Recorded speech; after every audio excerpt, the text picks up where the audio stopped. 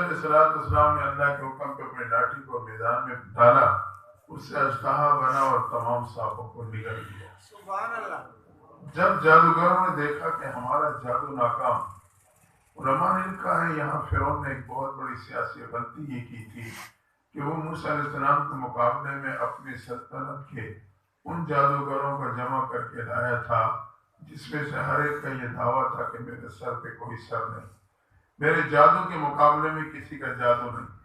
جب ان کا جادو موسیٰ علیہ السلام کے سامنے ناکام ہوا تو انہیں یقین ہو گیا کہ ہمارے مقابلے میں جو چیز پیش کی گئی ہے یہ جادو نہیں ہے بلکہ یہ معجزہ ہے۔ رب موسیٰ پہ ایمان لے آئے۔ اب موسیٰ علیہ السلام کو تعجب ہوا، اللہ نام تو فرعون کا دیا تھا، اذهب الى فرعون، انتخاب جادوگروں کا کر لیا۔ اللہ نے فرمایا میرے پیغمبر موسیٰ علیہ السلام نام فرعون کا دیا، انتخاب جادوگروں کا کیا۔ وجہ یہ تھی انہوں نے آپ کے لباس کے نمونے کے مطابق لباس پہنا، جس وجہ سے مجھے انہی پہ پیار آیا اور میں نے ایمان کی دولت میں عطا کر ڈالی۔ معلوم ہوا کہ اللہ کے ہاں نمونے کی بڑی اہمیت ہے، بہت بڑی اہمیت ہے۔ اور یہی وجہ ہے کہ صحابہ کرام جن امور میں شرعی طور پہ محبوب کی اتباع لازم نہیں تھی، اس میں بھی انہوں نے ظاہری مشابہت میں کمال پا لیا تھا۔ انہیں یقین تھا کہ ہماری عزت اور کامیابی ہے تو نبی کی اتباع میں ہے، نبی کی مشابہت میں ہے۔ یہی وجہ ہے جب صحابہ کی چرمٹ میں محبوب پیغمبر تشریف فرما ہوتے ہیں، مدینہ سے باہر کوئی اجنبی ملاقات کے لیے آتا تو اسے پوچھنا پڑتا تھا من منکم محمد صلی اللہ علیہ وسلم، تمہارے میں محمد صلی اللہ علیہ وسلم کون ہے؟ نقل اصل کا روپ دھار چکی تھی، تو آنے والے اجنبی کو پوچھنا پڑتا تھا کہ تمہارے میں محمد صلی اللہ علیہ وسلم کون؟ ہجرت کے موقع پر حضرت صدیق اکبر آپ کی خدمت میں غار ثور سے ہوتے ہوئے جب مدینہ کے اوائل میں پہنچنے لگے، اہل مدینہ استقبال کے لیے نکلے ہوئے ہیں، اس سے پہلے محبوب کی زیارت و دیدار نہیں ہوا، دیکھا کہ دور سے دو شخصیات آ رہی ہیں، سوچ و بچار میں لگ گئے ان میں آقا کون ہے، غلام کون ہے۔ مختصر یہ کہ دونوں شخصیات قریب پہنچی تو اہل مدینہ نے اپنے طور پہ سوچ و بچار کرتے کرتے آخر کار صدیق اکبر سے مصافحے کے لیے ہاتھ بڑھا دیا۔ صدیق اکبر نے سوچا کہ محبوب پیغمبر کو سفر کی تھکاوٹ ہے، میں مصافحے کی تھکاوٹ سے بچا لوں، مصافحہ نے لینا شروع کر دیا۔ مصافحہ لیتے لیتے جب مصافحہ مکمل ہوا، محبوب پیغمبر آگے بڑھے، ایک مقام پہ جا کے استراحت کے لیے لیٹے۔ اہل مدینہ چاروں طرف منظر دیکھ رہے ہیں۔ کچھ دیر بعد جب سورج کی کرنوں نے محبوب پیغمبر کے رخسار مبارک کا بوسہ لینا شروع کیا، صدیق اکبر اٹھے، اپنی چادر کھولی، محبوب پہ سایہ کر کے کھڑے ہو گئے۔ اس وقت مدینہ والوں کو پتہ چلا کہ آقا کون ہے اور غلام کون ہے۔ مشابہت میں بھی ایسا کمال تھا، انہیں یقین حاصل تھا کہ میری عزت اور کامیابی ہے تو اسی میں ہے۔ اور اللہ نے مجھے اور آپ کو اکابر بھی ایسے عطا فرمائے کہ ان کی زندگی میں بھی یہی جذبہ پایا جاتا تھا۔ بانی دارالعلوم دیوبند حضرت قاسم نانوتوی رحمۃ اللہ تعالیٰ علیہ، فرنگی انگریز کی طرف سے وارنٹ گرفتاری جاری ہوا۔ دوستوں نے کہا حضرت روپوش ہو جائیں، ہمیں آپ کی ضرورت ہے۔ اصرار بڑھتا کیا، آخرکار ساتھیوں کے مشورے پہ عمل کرتے ہوئے حضرت روپوش ہو گئے۔ ایک دن، 2 دن، 3 دن بعد منظر عام پہ آ گئے۔ لوگوں نے کہا حضرت ابھی مرٹ آپ کا پیچھا کر رہا ہے، ہمیں آپ کی ضرورت ہے، آپ منظر سے ہٹ جائیں، روپوش رہیں۔ جب اس بار پھر اصرار بڑھا تو حضرت نے فرمایا دیکھو پہلے جو میرا روپوش ہوا تھا وہ گرفتاری کے خوف کی وجہ سے نہیں، بلکہ اس لیے ہوا تھا کہ میں نے محبوب پیغمبر کو دیکھا کہ وہ غار ثور میں 3 دن روپوش رہے، تو میں نے روپوشی 3 دن کی اس لیے اختیار کی کہ مجھے اپنے محبوب پیغمبر کی اتباع نصیب ہو جائے۔ یہ ہمارے اور آپ کے بڑوں کی سوچ تھی، جذبہ تھا۔ حضرت رشید احمد گنگوہی رحمۃ اللہ تعالی علیہ آخری عمر میں آنکھوں میں موتیا اتر آیا، آنکھیں خراب ہو گئی، ڈاکٹروں نے علاج کر دیا، بینائی ختم، لیکن عام معمول کے مطابق رات کو آرام سے پہلے خدمت پہ رہنے والے طلباء سے سرما اور سلائی منگواتے ہیں، 3 دن سلائیاں آنکھوں میں لگاتے ہیں۔ ایک دن طالب علم نے پوچھ لیا، طلباء کا مزاج ہوتا ہے سوال کر لیتے ہیں، استاد جی آپ کی آنکھوں کی بینائی تو ختم ہو چکی ہے، ڈاکٹر نے علاج کر دیا، لیکن پھر بھی آپ باقاعدہ ہر رات سرما استعمال فرماتے ہیں، وجہ کیا ہے؟ فرمایا بیٹا میں سرما اس لیے نہیں لگاتا کہ میری آنکھوں کی بینائی لوٹ آئے، میں اس لیے لگاتا ہوں کہ مجھے اپنے محبوب پیغمبر کی اتباع نصیب ہو جائے۔ شیخ العرب والعجم حضرت حسین احمد مدنی رحمۃ اللہ تعالی علیہ معمول کے مطابق دارالعلوم دیوبند کے دور حدیث کی طرف بخاری شریف کا سبق پڑھانے آ رہے ہیں۔ دور حدیث کے سامنے ایک چھوٹا سا باغیچہ ہے، آج خلاف معمول باغیچے کے پاس آ کے آپ کے قدم رک گئے، نگاہیں دائیں بائیں گھومنے لگی، طلباء نے دیکھا تو دوڑ کے آئے، حضرت کسی کی تلاش ہے؟ فرمایا ہاں مالی کو تلاش کر رہا ہوں۔ طلباء دوڑے مالی کو بلا کے لے آئے کہ حضرت آپ کی انتظار میں کھڑے ہیں۔ مالی دوڑتا ہوا آیا، حضرت حکم، فرمایا اس باغیچے میں کیکر کا درخت لگاؤ۔ مالی نے پہلے تو فوراً ہاں کر دی، تھوڑا سا پیچھے ہٹا تو کوئی ذہن نے کام شروع کیا، آگے بڑھ کے کہنے لگا حضرت باغیچے میں تو وہ درخت لگتا ہے جس پہ پھول کھلتا ہو یا پھل لگتا ہو یا کم از کم اس کی ظاہری بناوٹ میں حسن ہو۔ کیکر کا درخت تو وہ درخت ہے جس پہ نہ پھول لگتا ہے نہ پھل کھلتا ہے، وہ تو نہ اس کی ظاہری بناوٹ میں حسن ہے، وہ تو ایک کانٹے دار بے ٹھول سا درخت ہے، اس کو باغیچے میں نہیں لگایا جاتا۔ آپ نے فرمایا میرا حکم ہے کہ کیکر کا درخت باغیچے میں لگاؤ۔ مالی نے کہا حضرت حکم کی تعمیل ہوگی۔ آپ نے قدم بڑھائے، دارالحدیث میں تشریف لے آئے، بخاری شریف کا سبق مکمل ہوا، طلباء قریب آ گئے۔ حضرت آج آپ نے خلاف معمول مالی کو یہ حکم جاری کیا ہے، کیا وجہ تھی؟ فرمایا بیٹا میں نے احادیث کی روشنی میں دیکھا حدیبیہ کے مقام پر محبوب پیغمبر جس درخت کے نیچے تشریف فرما تھے وہ کیکر کا درخت تھا، اس لیے میں نے چاہا کہ یہاں کیکر کا درخت موجود ہو تاکہ آتے جاتے اسے دیکھ کے اپنی آنکھوں کو ٹھنڈا کر لیا کروں۔ تو میرے اور آپ کے بڑوں کی زندگی بھی اس جذبے سے بھرپور تھی۔ تو مجھے اور آپ کو یہی درس ملتا ہے، یہی سبق ملتا ہے کہ ہم اور آپ بھی اپنی زندگی میں اس جذبے کو پیدا کریں۔ آج حقیقت یہ ہے جہاں تک میں پہنچا ہوں، آج کل پروگرام بس کانوں کی چاشنی کے لیے، الا ماشاءاللہ کچھ ایسے ہوتے ہیں جو کہ اس سے اصل مقصد حاصل کر لیتے ہیں، لیکن عمومی جو صورتحال ہے کانوں کی چاشنیاں پوری کرنی ہے بس، تو اس سے تو کام نہیں بنے گا، مقصد حاصل نہیں ہوگا۔ ان پروگراموں کا بنیادی مقصد تو یہی ہوتا ہے کہ ہم اور آپ بھی اپنے اندر اس جذبے کو لائیں، اپنی زندگی کو محبوب پیغمبر کی سنتوں سے سجائیں۔ اگر میں اس میں کامیاب ہو گیا تو سمجھو کہ مجھے مقصد حاصل ہو گیا۔ آج عمومی طور پہ معاشرے میں خوشی کے موقع پہ بچی کو بیوٹی پارلر سینٹر بھیجا جاتا ہے.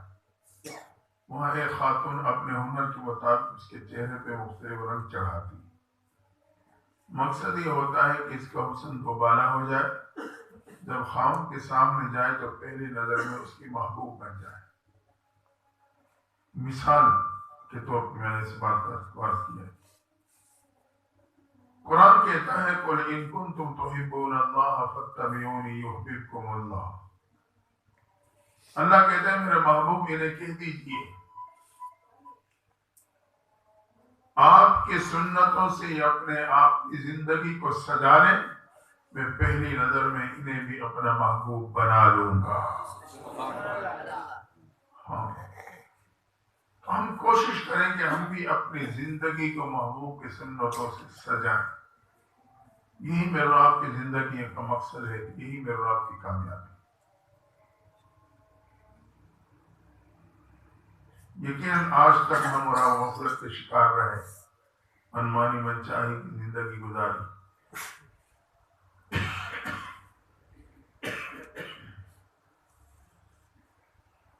اگر اب بھی ہم اس زندگی کے لمحات سے فائدہ اٹھا لیں گے تو دنیا اور آخرت سمجھ جائیں. تو یہ میرے اور آپ کی جو موجودہ زندگی کے لمحات ہمارے آپ کے پاس اس وقت ہیں، نہیں معلوم کس لمحے ختم ہو جائے. یہ بہت قیمتی ہے. اللہ کے ہاں ایمان والے کی زندگی کا ایک ایک لمحہ بہت قیمتی ہے. اس کی بنیادی وجہ یہ ہے کہ یہ اللہ کے ساتھ بن دیکھا یقین کا معاملہ ہے. میں نے اور آپ نے نہ اللہ کو دیکھا، نہ اللہ کے نبی کو دیکھا، نہ جنت دیکھی، نہ جہنم دیکھی، نہ پولیس جنات، نہ میزان، نہ میدان حشر، نہ عالم برزخ، کچھ نہیں دیکھا. رب کا احسان ہے کہ ایمان کی صورت میں مجھے اور آپ کو یہ یقین حاصل ہے. سبحان اللہ. تو اللہ کو اس بن دیکھے یقین کی وجہ سے اللہ کے ہاں اس زندگی کے ایک ایک لمحے کی بڑی اہمیت، اتنی اہمیت ہے کہ اللہ تعالیٰ بن دیکھی یقین والے یعنی ایمان والوں کے لیے جنت کو بالکل سستا کر دیتا ہے اس یقین کی وجہ سے. آپ سوچیں گے جنت جس کی نعمتوں کے بارے میں دنیا میں ہم سوچ میں بھی نہیں آ سکتی، سوچ سے بالا نعمتیں، نہ آنکھوں نے دیکھا نہ کانوں نے سنا، کتنی سستی ہو جائے گی. میں آپ کو بتلاتا ہوں اللہ کتنی سستی کر دیتا ہے بن دیکھا یقین رکھنے والے کی. مٹھی جو اگر ہم اخلاص کے ساتھ اللہ کے نام پہ دے دیں، اللہ اس کے بدلے میں جنت دے دے گا. اب ذہن میں بات آئے گی کہ کیا جنت اتنی کم قیمت ہے؟ اس کو جنت کم قیمت نہیں. اللہ کے ہاں میرے اور آپ کا یہ جو بن دیکھا یقین ہے یہ بڑا قیمتی ہے. سبحان اللہ. ہارون رشید کے بارے میں آتا ہے کہ معمول کے مطابق چہل قدمی کے لیے نکلے.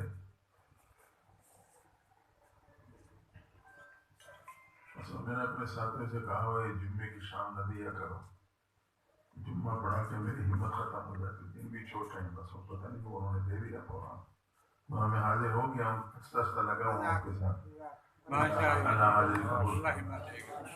جی ہارون رشید دریا کے کنارے پہ چہل قدمی کے لیے نکلی تو ان کی بیوی زبیدہ وہ بھی پیچھے چل پڑی. تھوڑا آگے گئے تو کیا دیکھا کہ بہلول یہ دریا کے کنارے پہ ریت پہ بیٹھا ہے. بہلول کی مجذوب الحال، مجذوب الحال.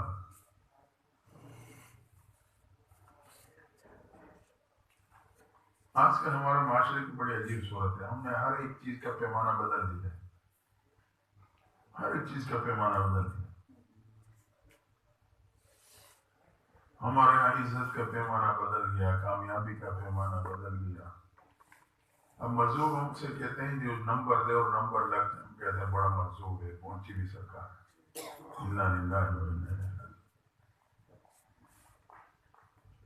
ہر چیز کا پیمانہ بدل چکا. مجھے بات یاد آ گئی، کچھ عرصہ پہلے جناب نگر ختم نبوت کانفرنس پہ جانا ہو رہا تھا، تو رات کا ٹائم تھا، چوک سے گزر رہے تھے تو وہاں پولیس والوں نے گاڑی روکی، تو ساتھی نے لائٹ جلاتے ہی لمبا چوڑا تعارف کرا دیا، وہ بیچارہ احترام میں پیچھے ہٹ گیا، پھر تھا اتنے میں دوسرا پولیس والا شیشے کے قریب آیا، کہنے لگا پیر صاحب دعا کرنا اللہ میری چٹی میں برکت دے دے۔ مجھے اس وقت اس جملے کی سمجھ نہیں آئی تھی کہ چٹی کیا ہوتی ہے۔ میں نے کہا اچھا، میرے ساتھی سے پوچھا یہ چٹی کیا چیز ہے؟ اس نے کہا یہ جو کھڑے نا 50-100 مار رہے ہوتے ہیں اس کو چٹی کہتے ہیں۔ میں نے کہا انا للہ و انا الیہ راجعون۔ آج مسلمان تھا، آج مسلمان حرام آمدنی کی برکت کی دعا کروا رہا ہے، تو ہم کہاں چلے گئے؟ اس بیچارے کو اتنا بھی نہیں پتا، وہ حرام کمائی میں برکت کی دعا کروا رہا ہے، تو کیا وجہ ہے؟ وجہ یہ کہ علماء سے دور ہو گئے، ہم علماء سے دور ہو گئے۔ یوں لگتا ہے نعوذ باللہ ہمیں علماء کی ضرورت ہے، علماء کی ضرورت جنت میں جانے کے بعد بھی پڑے گی، یہ تو دنیا ہے، ابھی بڑے مراحل باقی ہیں، جنت میں داخل ہونے کے بعد بھی علماء کی ضرورت پڑے گی۔ اللہ تمام نعمتیں دینے کے بعد پوچھے گا میرے بندو اور کیا چاہتے ہو اور کیا مانگتے ہو؟ حیران ہوں گے لوگ، یا اللہ سب کچھ مل گیا، آپ کیا مانگے؟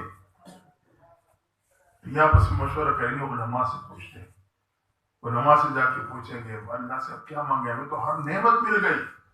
علماء کہیں گے رب سے کہو اللہ اپنا دیدار عطا کرو۔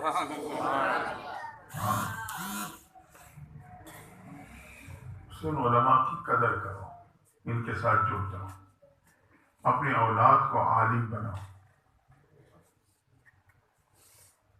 ورنہ یہی کچھ ہوگا آگے نسل میں جا کے، حرام کام میں برکت کی دعائیں ہوں گی، پھر نعوذ باللہ۔ پھر جہاں ادارے ہوتے ہیں وہاں ماحول بہت مختلف ہوتا ہے، لیکن جو عام سی صورتحال ہے نا ہمارے آپ کے ملک میں، پنجاب میں خاص طور پر، بعض جگہوں پہ دیکھنا کا موقع ملا ہے، یوں محسوس ہوتا تھا کہ یہاں یہ علماء اور طلباء جو ہے نا یہ لوگوں کے کوئی نئی مخلوق نظر آتی ہے، نعوذ باللہ یہ زمین پہ بوجھ ہے، تو یہ زمین پہ بوجھ نہیں ہے، یہ کوئی نئی مخلوق نہیں۔ یاد رکھنا علم اللہ کی ذاتی صفت ہے، قرآن اللہ کا ذاتی کلام ہے، اللہ کے ذات سے صادر ہوا۔ آج کوئی اپنی ذاتی چیز کسی کو نہیں دیتا، موبائل دینا تو دور کے بعد ذاتی نمبر ہر ایک کو نہیں دیتے، تو اللہ بھی اپنی ذاتی چیز ہر ایک کو نہیں دیتا، صرف اس کو دیتا ہے جس کو ایک مرتبہ محبت کی نگاہوں سے دیکھ لیتا ہے۔ یہ وہ قافلہ ہے جس کو اللہ نے محبت کی نظر سے دیکھا اور اپنی علم اور قرآن کی صفت عطا کر دی۔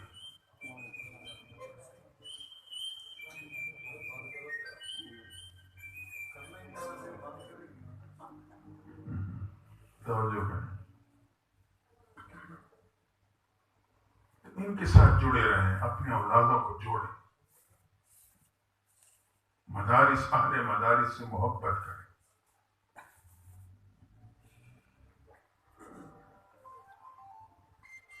تو بات میں کہہ رہا تھا کہ دین اور علماء سے دوری کی وجہ سے ہم نے ہر چیز کا پیمانہ بدل دیا۔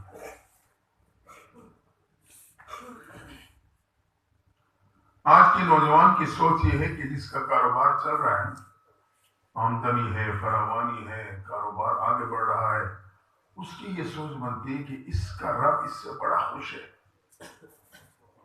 اس کا رب اس سے بڑا خوش ہے۔ تو اللہ کی رضا اور خوشنودی مال و دولت کی بنیاد پہ تو نہیں ہے، کاروبار کی بنیاد پہ تو نہیں ہے۔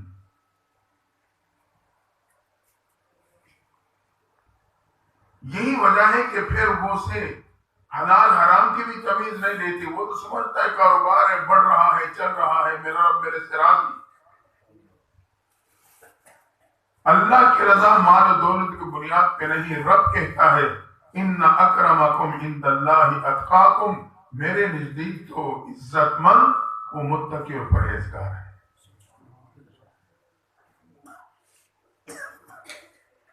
مال و دولت کی بنیاد پہ ہوتا تو حضرت بلال سے قول منقول ہے نا، کہ کتاب میں پڑھا تھا میں. اللہ تیرا شکر ہے کہ روزی تو نے اپنے ہاتھ میں رکھی ہے، ورنہ کالے بلال کو کون دیتا. تو حضرت بلال کے پاس کیا تھا؟ نہ رنگت تھی، نہ نقش و نگار، نہ حسن و جمال، نہ مال و دولت، نہ حسب و نسب، نہ کوئی عہدہ اور منصب. غلام در غلام ہی بکتے آ رہے ہیں، کچھ نہیں تھا، لیکن کردار بنایا تھا، نبی کے دامن سے جڑ گیا تھا،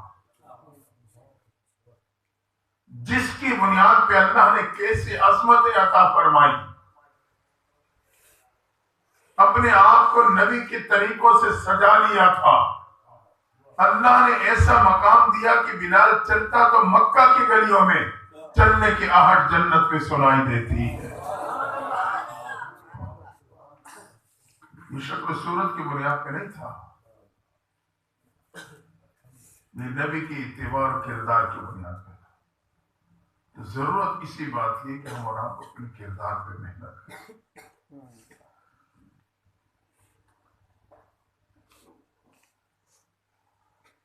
ایک وقت تھا جب مسلمان باکردار تھا تو اس کے پڑوسی کے مکان کی قیمت ڈبل ہو جاتی تھی. ایک یہودی مالک مکان اپنا مکان فروخت کرنا چاہتا ہے، پوسٹ لگا دی، پارٹی وغیرہ آپ شروع ہو گئے. ایک پارٹی سے بات چل پڑی تو یہودی مالک مکان نے کہا کہ میں اپنے مکان کی قیمت ڈبل وصول کروں. بھائی آخر ڈبل کیوں؟ ان کا دیکھو، ایک تو میرے مکان کی قیمت ہے، دوسرے میرے پڑوس کی قیمت ہے. اس وقت میرے پڑوس میں ایک مسلمان عبداللہ ابن مبارک رہتا ہے. جب مسلمان باکردار تھا تو پڑوسی کے مکان کی قیمت ڈبل ہو جاتی. آج مسلمان کردار سے گرا، مغرب میں مسلمان کے پڑوس میں کوئی مکان لینے کے لیے تیار نہیں.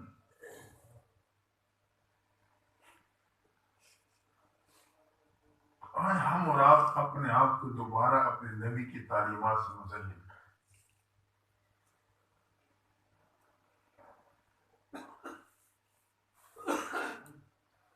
تو بات میرے سے کہیں آگے نکل گئی. بہلول ہارون رشید کی بات کر رہا تھا، یاد ہے؟ بھی دیکھا یقین اللہ تعالیٰ جنت کو سستا کر دیتا ہے. اور تو ہم نے یہ مجذوب کا معیار بھی بدل دیا ہے.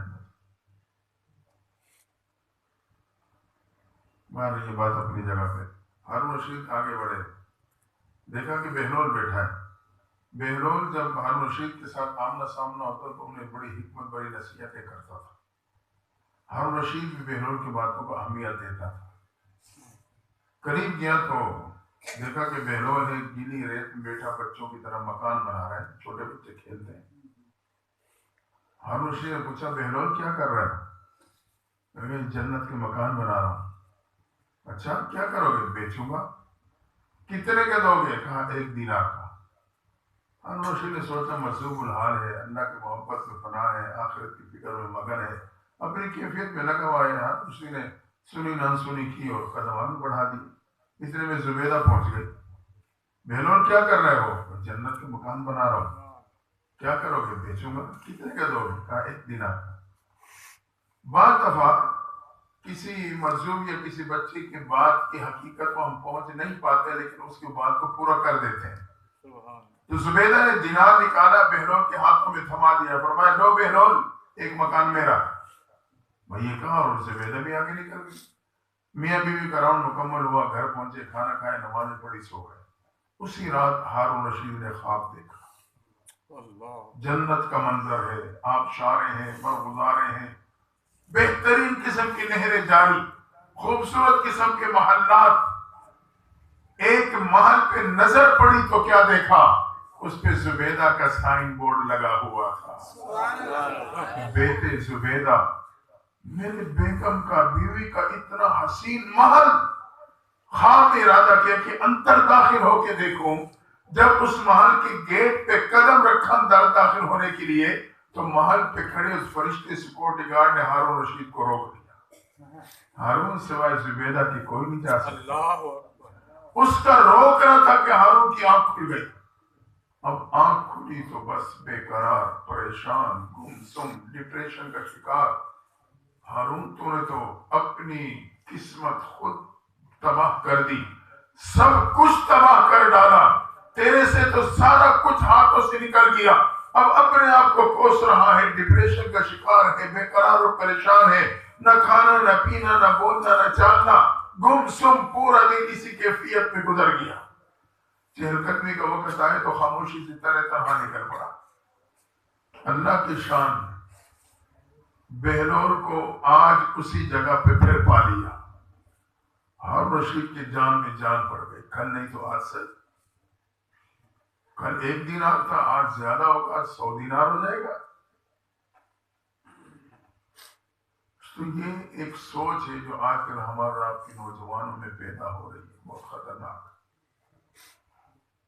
جی مال ہے تو سب کچھ ہے، یہ وہ سوچ ہے جو بندے کو رب سے توڑ دیتی ہے. رب ہے تو سب کچھ ہے، مال ہے بھی صحیح اور بہت کچھ نہیں ہے. مثال کے طور پہ مال سے ہم رب نرم گرم بستر تو خرید سکتے ہیں، میٹھی نیند تو نہیں خرید سکتے.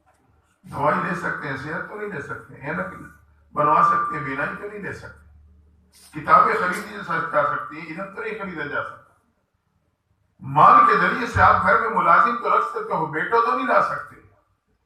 تو بہت سی چیزیں ہی مال کے ہوتے ہوئے ہم حاصل نہیں کر سکتے. اس سوچ کو بدلنے کی ضرورت ہے کہ مال ہے تو سب کچھ ہے، نہیں، رب ہے تو سب کچھ ہے. تو ہارون رشید کے ذہن پہ بھی اس وقت یہ بات آئی، چلو کل 1 دینار تھی، آج زیادہ ہوگی تو 100 دینار ہو جائے گی، دے دوں گا. آگے بڑھ کے کہا بہلول کیا کر رہے ہو؟ انہوں نے دیکھا ہارون رشید ہے. کہا جنت کے مکان بنا رہا ہوں. کیا کرو گے؟ بیچوں گا. اب ہارون کی جان میں جان پڑ رہی. اچھا کتنے کا دو گے؟ بہلول نے کہا آج اس کی قیمت پوری دنیا کی سلطنت ہے. ہارون کے قدموں سے زمین نکل گئی. بہلول کل تو اس کی قیمت 1 دینار تھی، آج پوری دنیا کی سلطنت جو کسی انسان کی طاقت میں نہیں.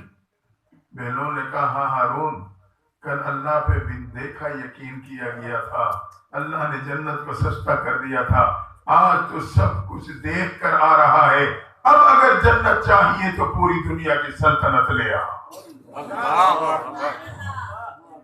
معلوم ہوا کہ اللہ کے ہاں بن دیکھا یقین والی زندگی بہت اہمیت رکھتی ہے، بہت قیمتی ہے.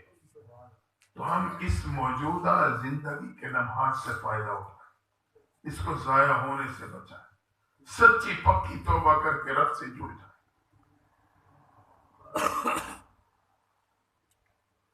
جی آخری بات عرض کر رہا ہوں، میں تو زیادہ لمبی بات نہیں کر سکوں.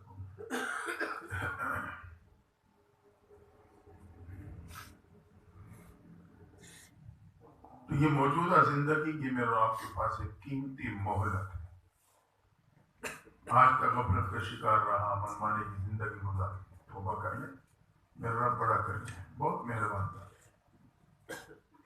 وہ جو معاف کرنے پہ آتا ہے صرف معاف نہیں بلکہ گناہوں کو نیکیوں پہ بدل دیتا ہے.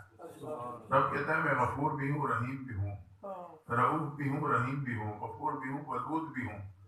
توبہ کرو کہ معاف کر دوں گا، اور صرف معاف نہیں بلکہ میں اسے گناہوں کو نیکیوں پہ بدل دوں گا.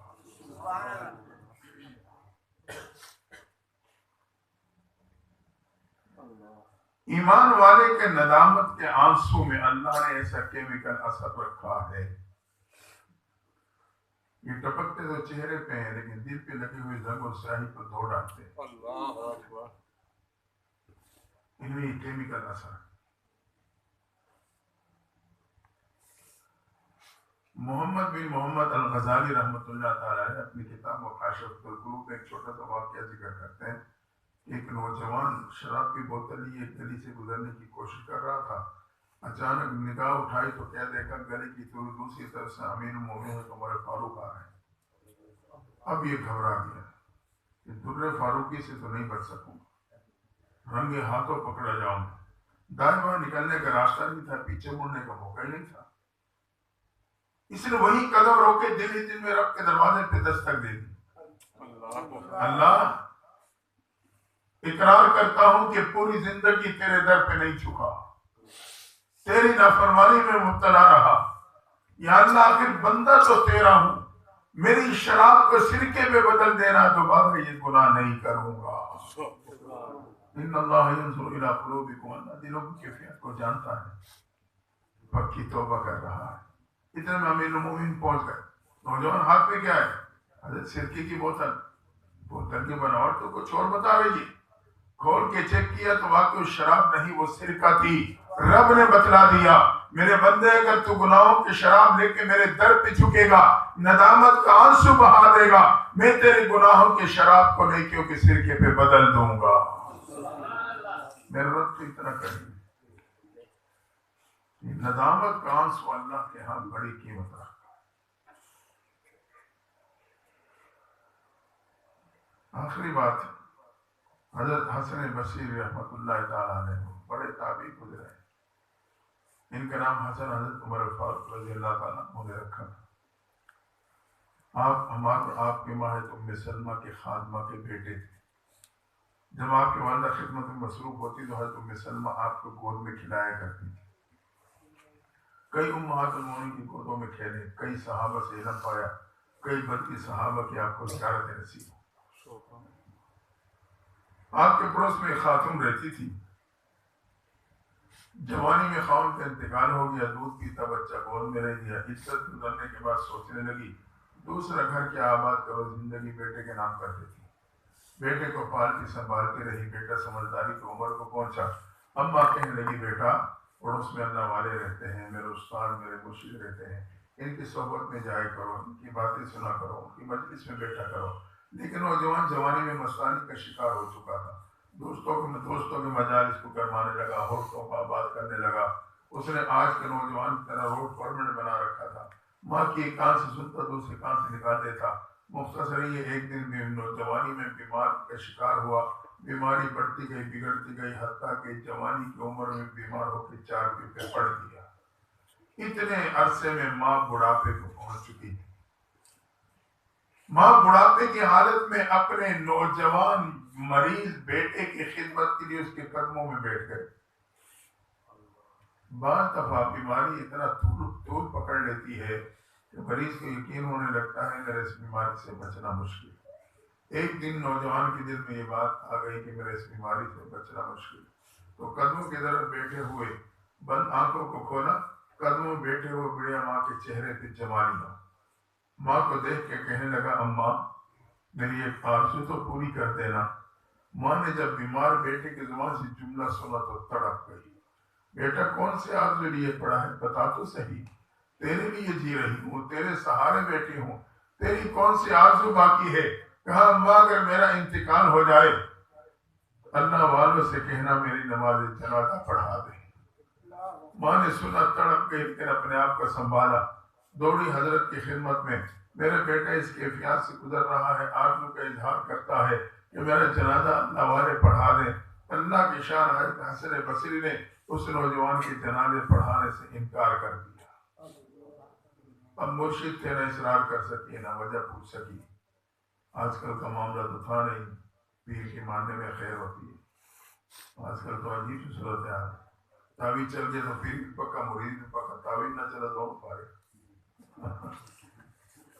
تو پیر رہبر کو کہتے ہیں جو اللہ کے نبی کا راستہ بتلانے والا۔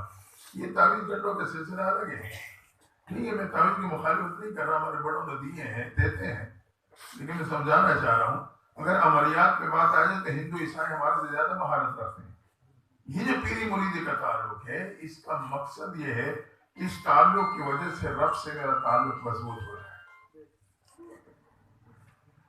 لیکن ہم اس تعلق کو بھی صرف دنیا کی مشکلات کے لیے استعمال کرتے ہیں۔ یہی وجہ کہ پھر فائدہ نہیں ہوتا۔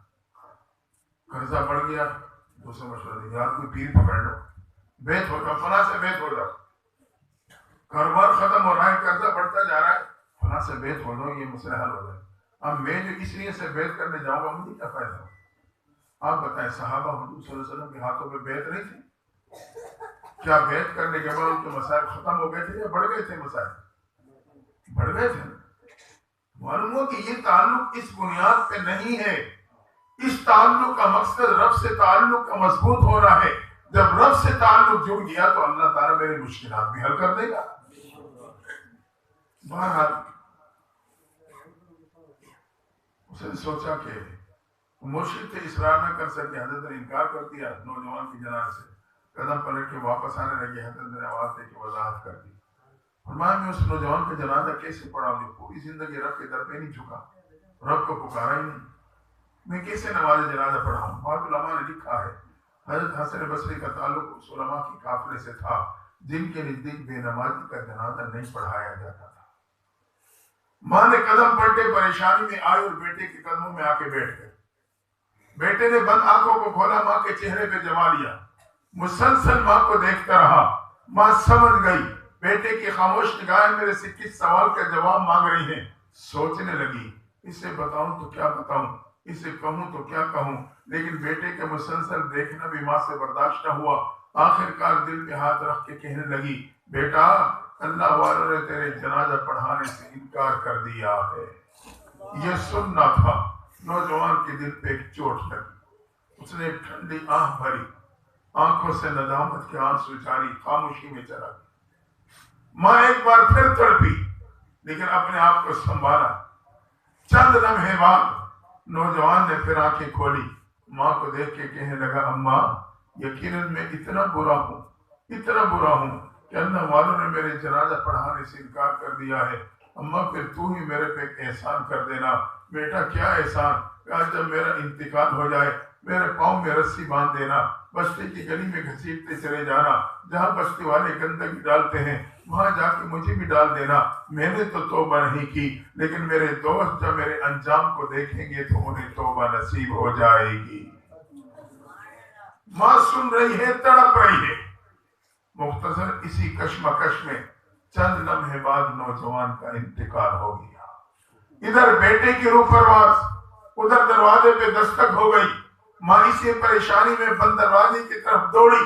دروازہ کھولا تو کیا دیکھا, حضرت حسن بصری دروازے پہ کھڑے. حضرت کیسے تشریف لائے؟ تیرے بیٹے کا جنازہ پڑھانے آیا ہوں. ماں چیخ مار کے کہتی ہے حضرت معاملہ کیا ہے؟ میرے بیٹے کا انتقال ابھی ہوا, گھر میں میرے سوا کوئی ہے نہیں, میں نے کسی کو اطلاع نہیں کی, آپ کو خبر کیسے ہو گئی؟ پھر آپ انکار فرما چکے تھے, اب وقت سے پہلے ہی تشریف لے آئے. حضرت کی آنکھوں میں بھی آنسو. کہا ہاں جب تو بیٹے کی آرزو لے کے آئی تھی میں نے انکار کر دیا تھا.